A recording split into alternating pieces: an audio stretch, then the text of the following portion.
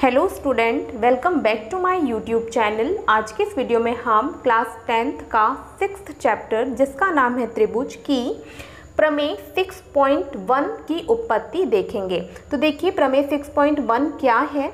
प्रमेय का नाम है आधारभूत समानुपातिकता प्रमेय, जो कि थेल्स प्रमेय के नाम से भी जानी जाती है। ठीक है, प्रमेय का नाम क्या है? आधारभूत समानुपातिकता प्रमेय, जो कि थेल्स प्रमेय के नाम से भी जानी जाती है। तो देखिए प्रमेय क्या है हमारे पास। इस प्रमेय की हम यहाँ पर पूरी उत्पत्ति देखेंगे, जो कि बहुत ही ज़्यादा इम्पॉर्टेंट है।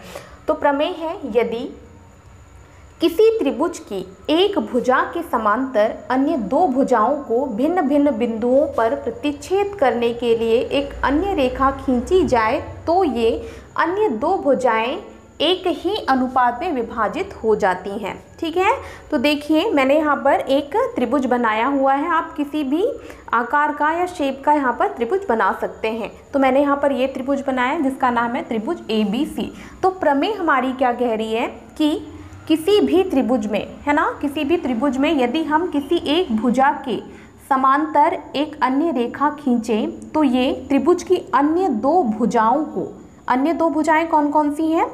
देखिए हमने यहाँ पर ये BC जो भुजा है इसके समानांतर DE रेखा खींची है, जो कि इस त्रिभुज ABC की अन्य दो भुजाएं जो कि AB और AC है, इसको D और E बिंदु पर प्रतिच्छेद कर रही है। तो ये दोनों भुजाएं क्या होंगी? समान अनुपात में विभाजित होंगी। तो चलिए इसी चीज़ को हम यहाँ पर प्रूफ करते हैं। तो प्रमेय प्रूफ करने के लिए हमें सबसे पहले जो दिया होता है उसे लिखना होता है, उसके बाद हम जो सिद्ध करना है वो लिखते हैं। उसके बाद यदि हमें इस पूरी प्रमेय में कहीं रचना करनी पड़े तो रचना की जाती है, उसके बाद हम उत्पत्ति करते हैं। तो चलिए सबसे पहले हम लिख लेते हैं कि त्रिभुज ABC में हमें क्या चीज़ दी हुई है। ठीक है, तो लिख लेंगे दिया है। क्या दिया है? देखिए ये जो प्रमेय है, प्रमेय की लाइन में स्टार्टिंग में जो चीज़ बोली जाती है वही दिया है में आ जाता है। जैसे हमें यहाँ पर दे रखा है, यदि किसी त्रिभुज की एक भुजा के समांतर, ठीक है, मतलब हमें त्रिभुज ABC में BC के समांतर DE दिया हुआ है। ठीक है, हमारी प्रमेय में लिखा हुआ है, तो उसी चीज़ को हम यहाँ पर लिख लेंगे। त्रिभुज ABC में हमें क्या दिया हुआ है कि BC के समांतर भुजा है कौन सी? DE। ये चीज़ हमें दी हुई है। अब देखिए इसके बाद हमें क्या लिखना होता है? जो सिद्ध करना होता है। तो लिख देते हैं सिद्ध करना है। तो देखिए हमें यहाँ पर क्या सिद्ध करना है कि ये जो DE रेखा है ये अन्य दो भुजाओं को समान अनुपात में विभाजित करती है। इसका मतलब AD बटे DB बराबर क्या हो जाएगा? AE बटे EC। तो चलिए लिख लेते हैं, हमें क्या सिद्ध करना है? AD बटे DB बराबर AE बटे EC। देखिए हमें यहाँ पर AD बटे DB और AE बटे EC लाना है या सिद्ध करना है। ठीक है, तो हम क्या काम करेंगे? हम यहाँ पर कुछ ऐसा दिमाग लगाएंगे कि हमारे पास AD बटे DB आ जाए। तो क्या हम यहाँ पर इस वाले त्रिभुज का क्षेत्रफल ले सकते हैं? ठीक है, और हम यहाँ पर कंस्ट्रक्शन से एक और त्रिभुज बना लेंगे, जिससे होगा क्या?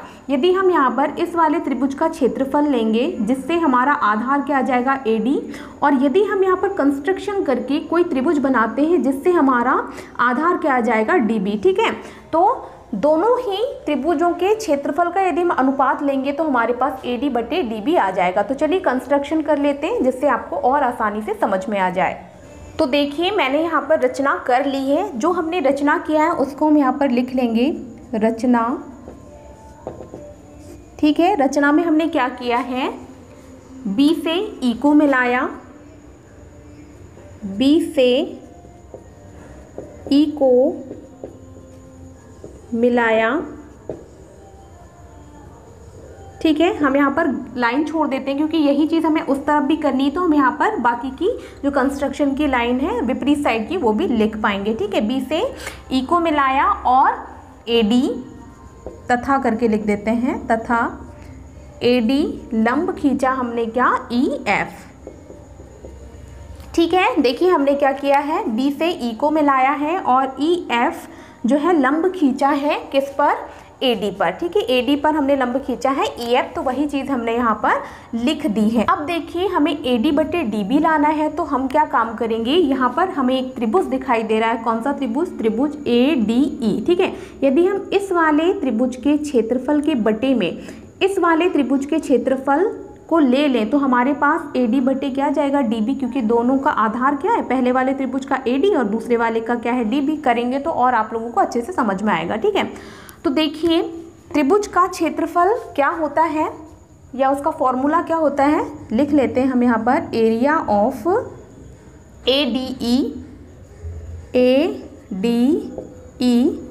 बटे क्या हो जाएगा, area of BDE, area of BDE बराबर, देखिए त्रिभुज का क्षेत्रफल का सूत्र क्या होता है, 1/2 गुणा आधार गुणा ऊंचाई, ठीक है। तो देखिए यदि हम त्रिभुज ADE के क्षेत्रफल की बात करें, मतलब इस त्रिभुज के क्षेत्रफल की बात करें, तो यहाँ पर ये हो जाएगा 1/2, आधार क्या है, AD है ना, आधार क्या हो जाएगा इस त्रिभुज का, देखिए इस त्रिभुज का आधार क्या होगा, AD, और गुणे में ऊंचाई क्या हो जाएगी, यहाँ पर EF हो जाएगी, ठीक है। तो चलिए लिख देते हैं ऊंचाई EF बटे, अब देखिए एरिया ऑफ BDE, ठीक है। यदि हम बात करें BDE मतलब इस वाले नीचे वाले त्रिभुज की, तो इसका क्षेत्रफल क्या हो जाएगा, 1/2 गुणा, अब देखिए यहाँ पर आधार क्या होगा, BD या DB,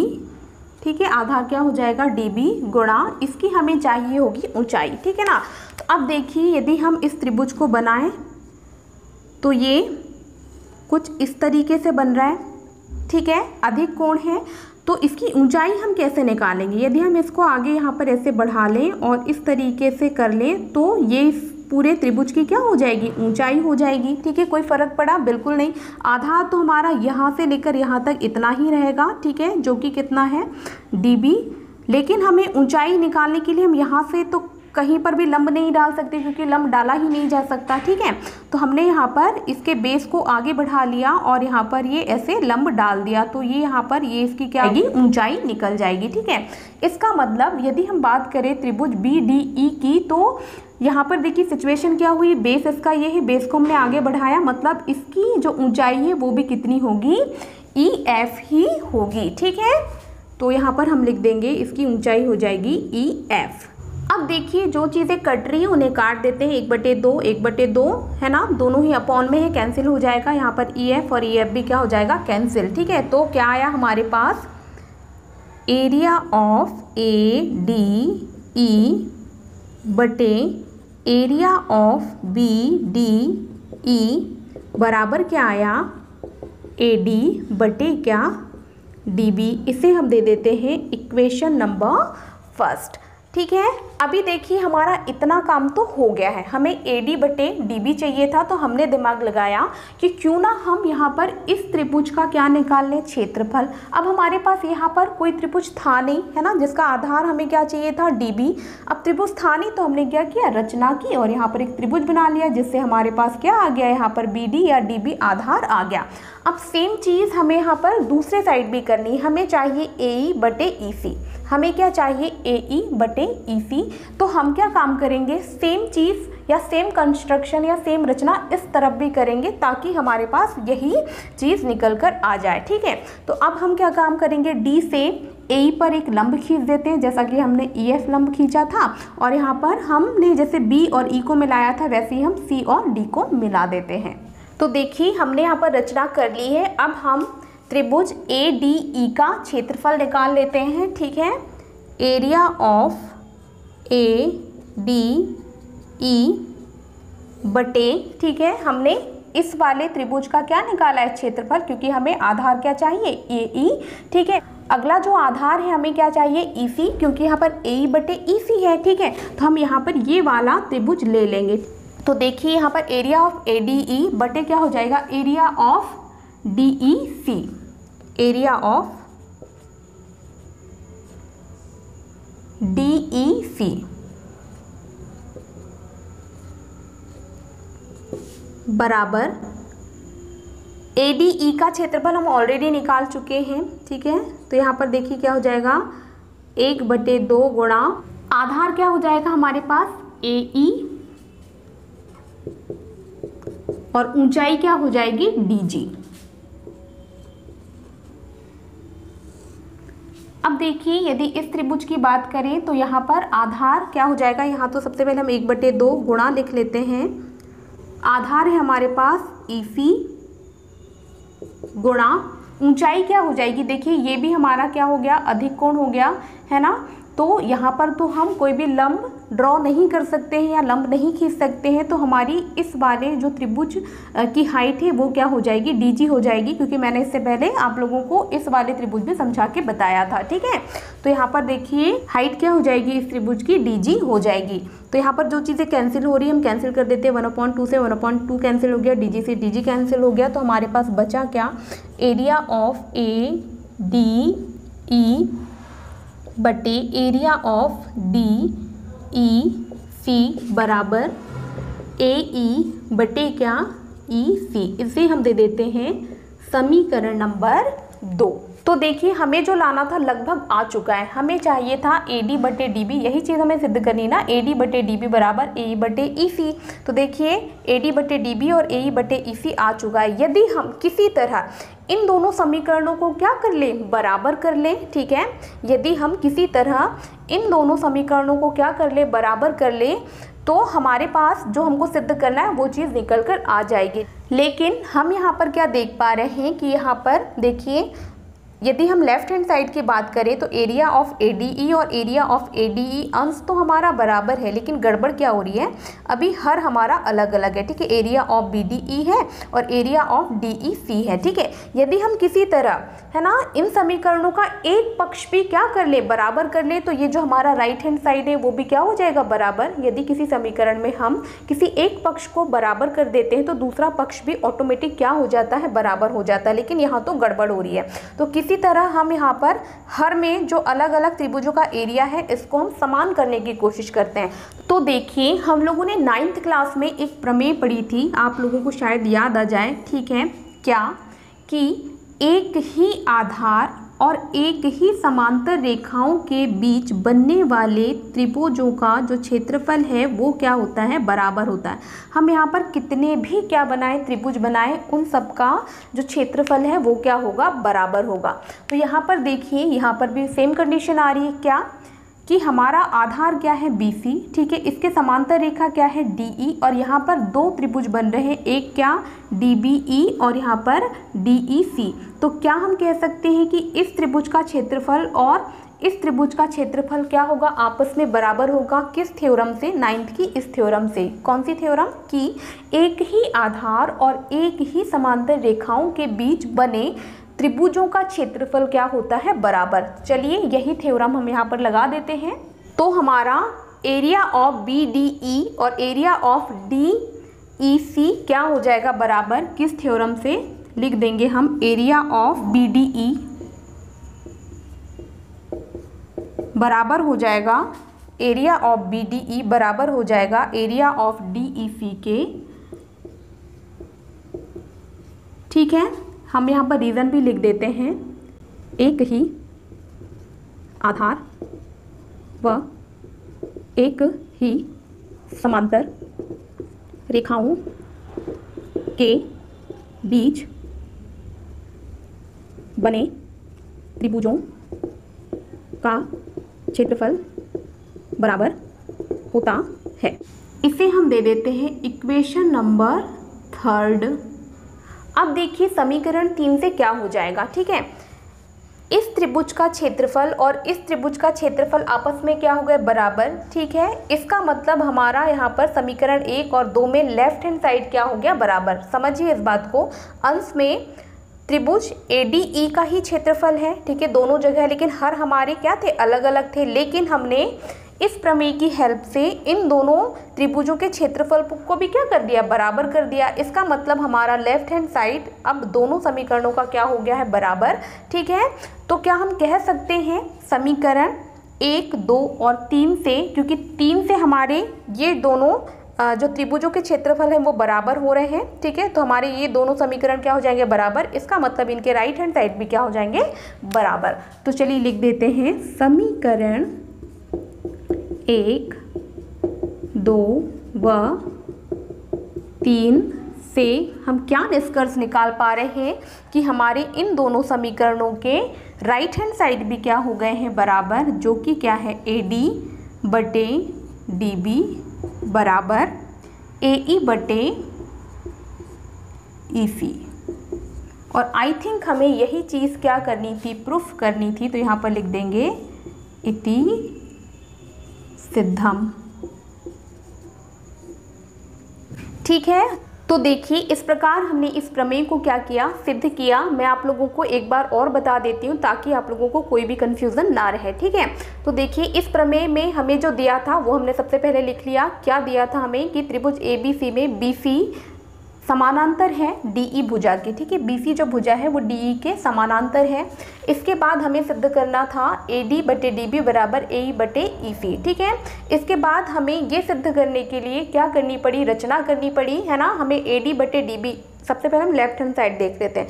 AD बटे DB चाहिए था, तो हमने दिमाग लगाया कि क्यों ना हम यहाँ पर इस त्रिभुज का क्या निकाल लें, क्षेत्रफल, जिससे हमें आधार क्या मिल जाएगा, AD, ठीक है।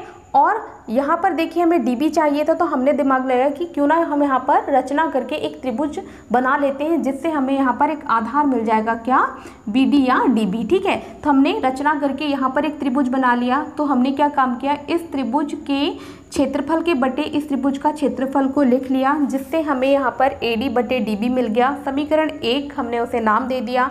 सेम चीज़ हमने दूसरी तरफ भी करी, ठीक है। हमें क्या चाहिए था, AE बटे EC चाहिए था, ठीक है। तो हमने क्या किया, इस पूरे त्रिभुज का क्षेत्रफल बटे, यहाँ पर कोई त्रिभुज नहीं था तो हमने रचना कर ली, जिससे हमें यहाँ पर ये त्रिभुज मिल गया, ठीक है।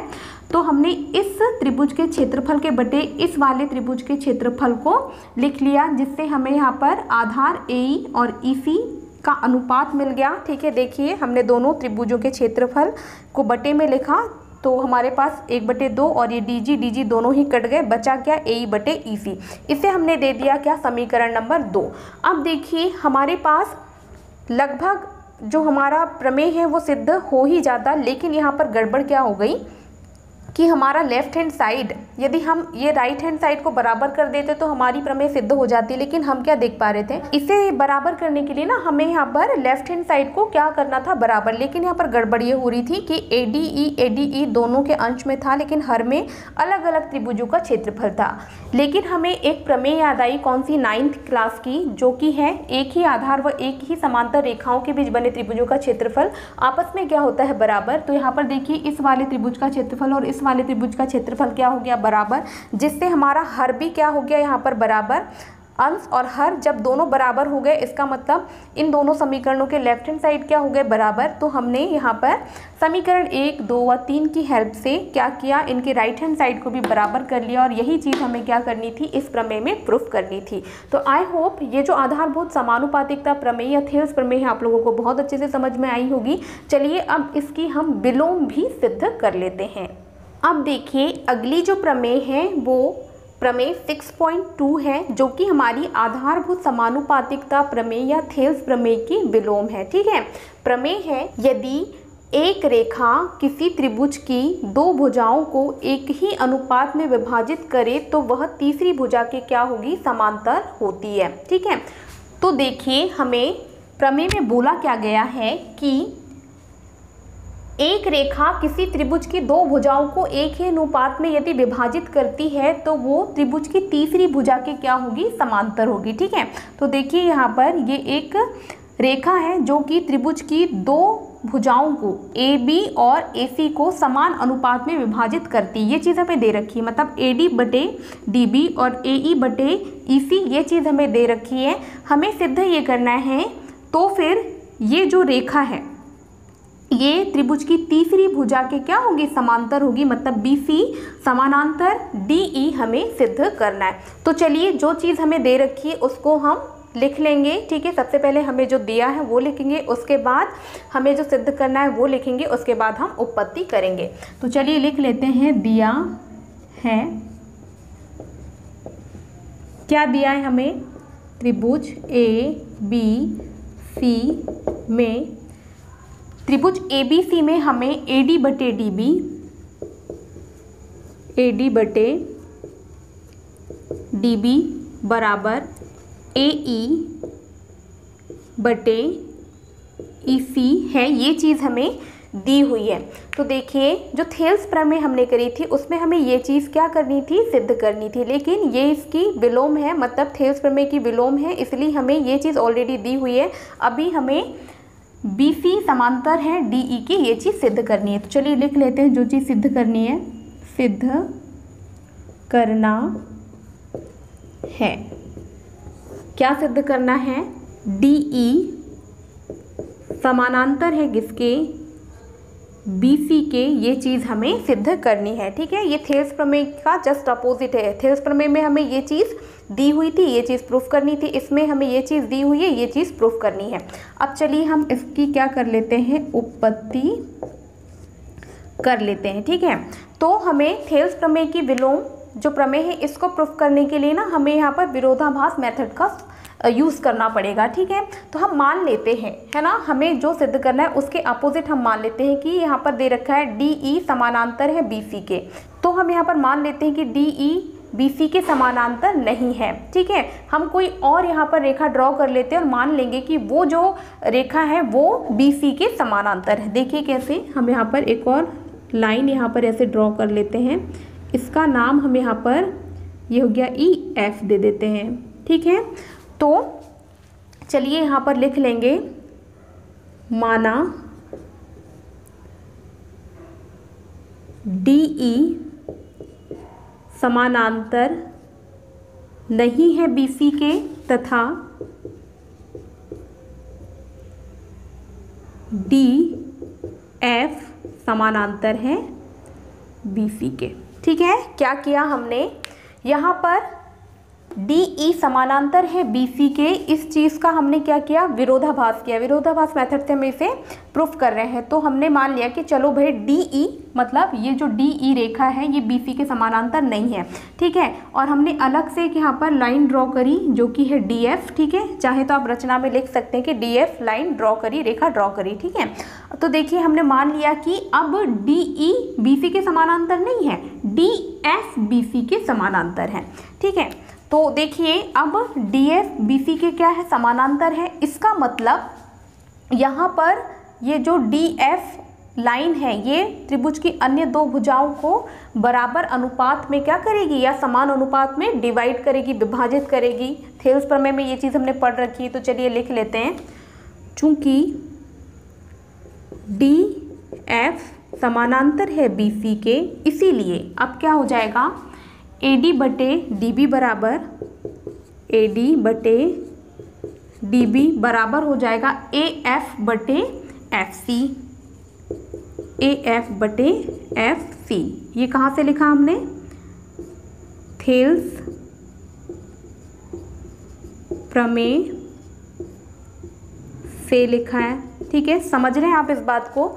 मैंने क्या किया है भाई, हमें प्रूफ करना था कि डी ई समानांतर है बी सी के, तो हमने मान लिया कि डी ई समानांतर नहीं है बी सी के। फिर हमने एक अलग से लाइन ड्रॉ करी, क्या, डी एफ, और मान लिया कि डी एफ जो है वो बी सी के समानांतर है। अब हमने थेल्स प्रमेय में पढ़ा था कि यदि त्रिभुज की किसी एक भुजा के समानांतर कोई एक रेखा है तो वो त्रिभुज की अन्य दो भुजाओं को क्या करेगी, समान अनुपात में विभाजित करेगी। मतलब ए डी बटे डी बी हो जाएगा और ए एफ बटे एफ सी हो जाएगा। ठीक है, ये हमने थेल्स प्रमेय से डाल लिया। लेकिन हमें दिया क्या हुआ है, ए डी बटे डी बी और ए ई बटे ई सी। तो हम इसको दे देते हैं इक्वेशन नंबर फर्स्ट, और जो हमें दिया है उसको हम पुनः लिखकर समीकरण नंबर 2 लिख देंगे। तो यहाँ पर ये हो जाएगा ए डी बटे,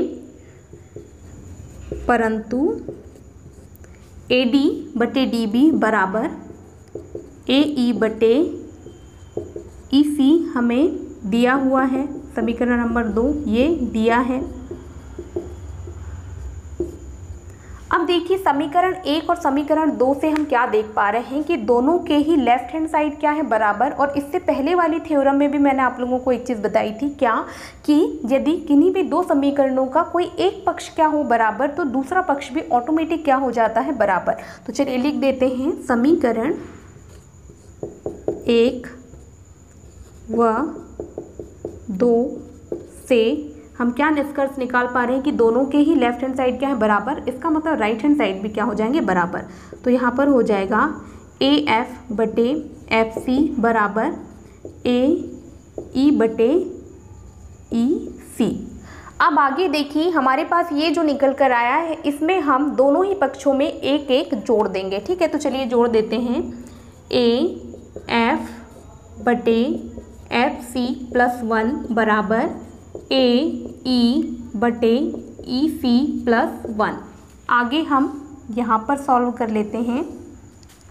तो देखिए अब हम LCM ले लेंगे, तो यहाँ पर क्या हो जाएगा AF और ये FC का गुणा 1 से हो जाएगा, तो ये हो जाएगा प्लस FC अपॉन में कितना, FC बराबर, यहाँ पर देखिए क्या हो जाएगा AE LCM लेंगे तो EC का गुणा 1 से हो जाएगा, तो ये हो जाएगा प्लस EC बटे यहाँ पर क्या हो जाएगा EC। अब देखिए यहाँ पर अंश में हमारे पास क्या आ रहा है, AF धन FC क्या हो जाएगा, पूरा AC हो जाएगा, ठीक है। यदि हम इतने भाग में इतने भाग को जोड़ दें तो क्या हो जाएगा AC, तो लिख देते हैं AC बटे क्या हो जाएगा FC बराबर AE। यदि हम इतने भाग में EC मतलब इतने भाग को जोड़ दें तो ये भी क्या हो जाएगा AC बटे में यहाँ पर क्या है EC, तो लिख दिया EC। अब यहाँ पर देखिए हमारे AC के अनुपात में क्या आ रहा है, FC मतलब इतना भाग, और AC के ही अनुपात में क्या आ रहा है, EC। समझिए AC के अनुपात में FC आ रहा है और AC के ही अनुपात में क्या आ रहा है, EC, ठीक है। तो ये किस कंडीशन में पॉसिबल है, जब हमारा ये जो DF है ये किस पर संपाती हो, DE पर ही संपाती हो, ठीक है। तभी तो ये दोनों क्या होंगे, बराबर होंगे। इसका मतलब यहाँ पर DF जो लाइन हमने ड्रॉ करी थी ये एक्चुअल में इससे दूर ना होकर ये DE में ही क्या है, संपाती है, मतलब ये इसी के ऊपर है, ठीक है। तो चलिए हम यहाँ पर लिख देते हैं, परंतु यह संभव नहीं है, यह तभी संभव होगा जब बिंदु F और E संपाती होंगे। अब देखिए हमने यहाँ पर DF और DE को क्या कर दिया, संपाती कर दिया। कुल मिला के ये कोई लाइन है ही नहीं, केवल और केवल ये लाइन है। इसका मतलब हम कह सकते हैं कि DE ही BC के क्या होगी, समांतर होगी। तो हम लिख देंगे अतः DE ही जो रेखा है वो BC के क्या होगी, समांतर होगी, इति सिद्धम। ठीक है, तो इस प्रकार हमने यहाँ पर थेल्स प्रमेय की विलोम को भी प्रूफ किया। तो आई होप वीडियो आप लोगों को पसंद आई होगी। यदि वीडियो पसंद आई है तो वीडियो को लाइक करें, अपने दोस्तों के साथ ज़्यादा से ज़्यादा शेयर करें, और यदि मेरे चैनल पर नए हैं तो चैनल को सब्सक्राइब जरूर करें। मिलते हैं एक्सरसाइज के क्वेश्चंस के साथ। Thank you.